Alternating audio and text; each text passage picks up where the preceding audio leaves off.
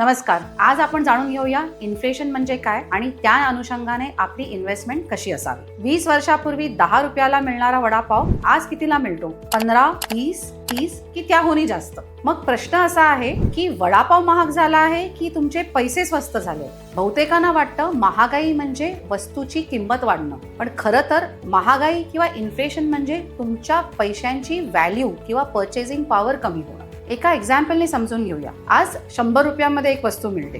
जर इन्फ्लेशन 60% असेल तर पुढच्या वर्षी तीच वस्तू तुम्हाला मिळेल 107 रुपयांमध्ये. म्हणजे ती वस्तू महाग झाली का? हो, पण त्याही पेक्षा महत्वाचं म्हणजे तुमच्या 100 रुपयाची पर्चेसिंग पॉवर किंवा त्याची किंमत कमी झाली. आज जी वस्तू आपण 100 रुपयाला घेतो तीच घेण्यासाठी पुढच्या वर्षी लागतील 107 रुपये. म्हणजेच पैसा जर बँकेत किंवा तिजोरीत पडून असेल तर तो हळूहळू गंज खातो. इन्फ्लेशनची 4 मोठी कारणं आहेत. एक, डिमांड अँड सप्लाय ह्यातील तफावत. दुसरं, मॅन्युफॅक्चरिंग कॉस्ट वाढणं. पेट्रोल महाग झालं, डिझेल महाग झालं, रॉ मटेरियलचा कॉस्ट वाढला, नॅचरली मॅन्युफॅक्चरिंग कॉस्ट वाढणार, महागाई वाढणार. तिसरा, आपले पगार वाढतात तर ते मॅनेज करण्यासाठी कंपनी आपल्या उत्पादनाचा कॉस्ट वाढवते. ही सायकल सुरूच राहते. चौथं, अर्थव्यवस्थेत पैसा खूप येतो, पैसा जास्त, वस्तू कमी, म्हणजे इन्फ्लेशन वाढलं. आता सर्वात मोठा मिडल क्लास ट्रॅप. सगळ्यात फेवरेट इन्व्हेस्टमेंट अव्हेन्यू काय? तर FD. लोक म्हणतात FD मध्ये पैसे गुंतवूया कारण FD सेफ असते, रिटर्न्स गॅरंटेड असतात. पण पैसा सुरक्षित असणं आणि त्या पैशाची व्हॅल्यू वाढणं ह्यात खूप फरक आहे. कसं?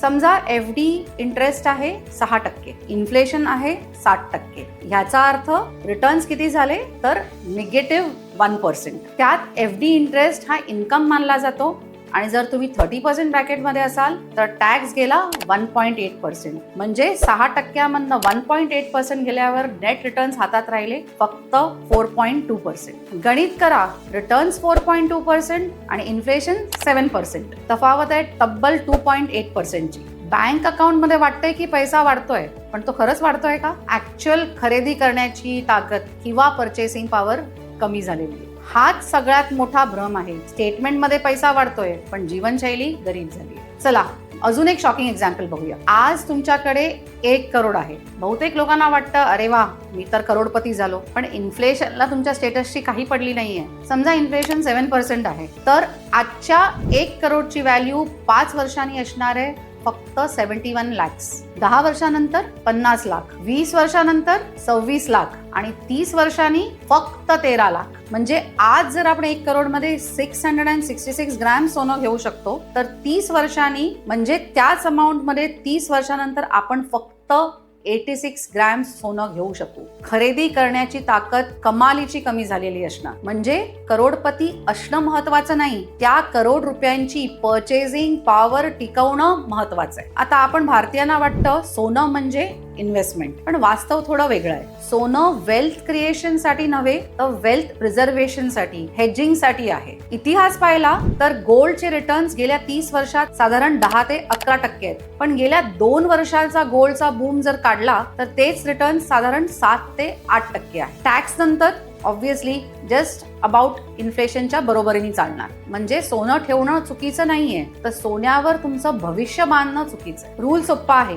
तुमच्या इन्व्हेस्टमेंट रिटर्न्सनी इन्फ्लेशनला हरवलं पाहिजे. जर इन्फ्लेशन 7% असेल तर तुमचे इन्व्हेस्टमेंट रिटर्न्स पोस्ट टॅक्स 10 ते 15% असायला हवे. आणि हे रिटर्न्स देणारे असेट्स हे कुठले आहेत? तर इक्विटी म्युच्युअल फंड्स किंवा स्टॉक मार्केट्स, ज्यांनी कन्सिस्टंटली गेल्या 30-40 वर्षात 15 ते 16% रिटर्न्स दिले. भारताची इकॉनॉमी वाढते आहे, कंपन्यांची ग्रोथ होते आहे, त्याचबरोबर तुमचीही वेल्थ वाढेल. भारताची अर्थव्यवस्था वाढते म्हणजे नक्कीच कंपन्यांचे शेअर्स वाढणार, कंपन्यांची व्हॅल्यू वाढणार आणि तुम्ही जे इन्व्हेस्ट केलेले इक्विटी म्युच्युअल फंड्स किंवा स्टॉक्स मधले पैसे, तुमची वेल्थही वाढणार. दुसरा पर्याय कॉर्पोरेट बॉन्ड्स. ह्यात तुम्हाला FD पेक्षा नक्कीच जास्त रिटर्न्स मिळणार आणि गॅरंटेड रिटर्न्स. तिसरा पर्याय रिट्स मार्गे प्रॉपर्टीमध्ये इन्व्हेस्ट करायला लाखो रुपये नसतील तरीही कमर्शियल रिअल इस्टेटमध्ये छोट्या अमाऊंटनी गुंतवणूक करता येते. चौथा पर्याय ग्लोबल स्टॉक्स. जगामधील मोठ्या कंपन्यांमध्ये इन्व्हेस्टमेंट, ती पण डॉलर मार्गे, त्यामुळे डॉलर अप्रिसिएशनचा पण फायदा घेता येतो. सगळे पैसे एका ठिकाणी गुंतवणं हा शहाणपणा नव्हे. Diversification is the key. शहाणे लोक पोर्टफोलिओ डायव्हर्सिफाय करतात आणि हा फॉर्म्युला वापरतात. 80% इक्विटीमध्ये, 20% डेटमध्ये, 10% गोल्डमध्ये आणि 10% रिट्स किंवा ग्लोबल स्टॉक्समध्ये. ह्यामुळे आपल्या इन्व्हेस्टमेंटची रिस्क कमी होते आणि इन्फ्लेशनला बीट करण्याची शक्यता वाढते. लक्षात ठेवा, तुमचा सर्वात मोठा शत्रू स्टॉक मार्केट नाही, रिअल इस्टेट नाही, गोल्ड नाही, तर तो आहे इन्फ्लेशन. कारण इन्फ्लेशन रोज तुमच्या पैशांची व्हॅल्यू कमी करते. जर तुम्ही इन्फ्लेशनला बीट करणारी गुंतवणूक नाही केली तर तुम्ही तुमचा पैसा गमवत आहात. फक्त तो तोटा दिसत नाही एवढंच. आजचा निर्णय ठरवेल की 10 वर्षांनी तुम्ही श्रीमंत असाल की फक्त महागाईशी लढत असाल. हा इन्फ्लेशन नामक विलनला बीट करून तुमची इन्व्हेस्टमेंट कशी करू शकतो हे जाणण्यासाठी please connect with FinFit by Anuradha.